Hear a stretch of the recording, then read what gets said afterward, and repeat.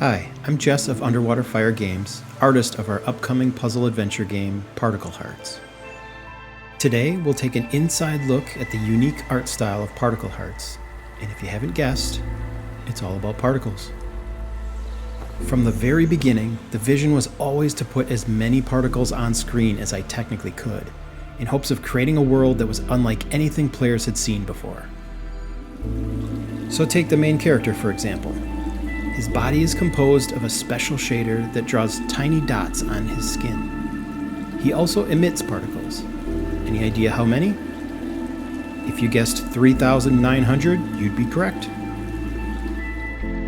So if everything in the game was going to be created with particles, there were 4 things that really needed to be dialed in. Number 1 was the size of the particles. If they were too small, they were hard to see. And if they were too big, it was hard to identify the object. Number 2 was the density of the particles. If they were spread out too far, there wasn't enough visual information to look at. And if they were too dense, then the object would appear as a flat surface. Number 3 was the color of the particles. Now, I definitely took creative freedom for some objects, but for the most part, I tried to ground the props with realistic colors. And lastly, number 4 was the speed of the particles. Movement is great for drawing the player's attention. As humans, we're naturally drawn to moving objects. But if particles are moving too fast, it can be distracting and hard to look at. So finding the right balance to all of these things was key.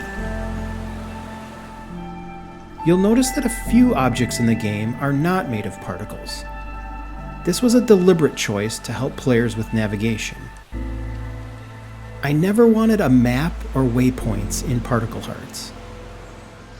I wanted the exploration to feel organic and unguided, but that came with the risk of players not knowing where to go.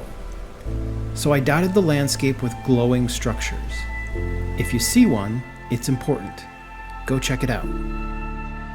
And the next one is never too far away.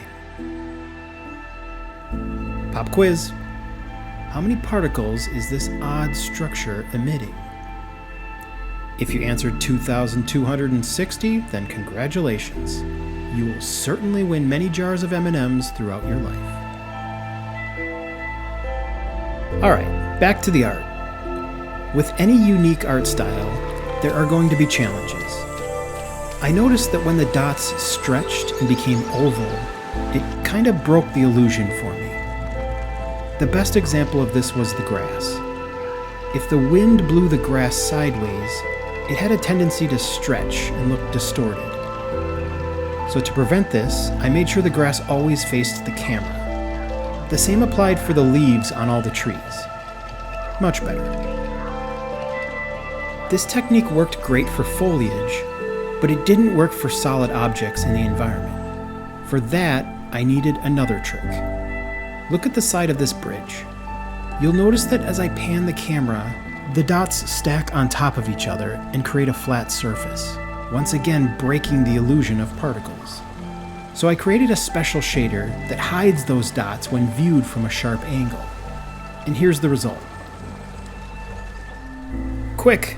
How many particles are in this glowing sphere? Yep, 4,020. Almost everything in the game emits particles. They're on big things. They're on small things.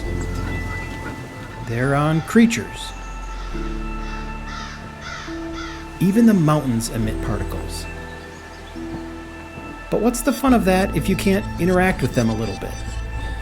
And here's where the magic of Particle Hearts is for me. Without spoiling too much, you can push them around. You can absorb them. You can turn into them. Be the particles. Particle Hearts is about solving puzzles, avoiding enemy detection, and discovering secrets. All in a world made entirely of particles. How you do that is up to you. I hope you've enjoyed this inside look at the art of Particle Hearts. The game is coming to Steam and consoles on August 25th, and you can wishlist now.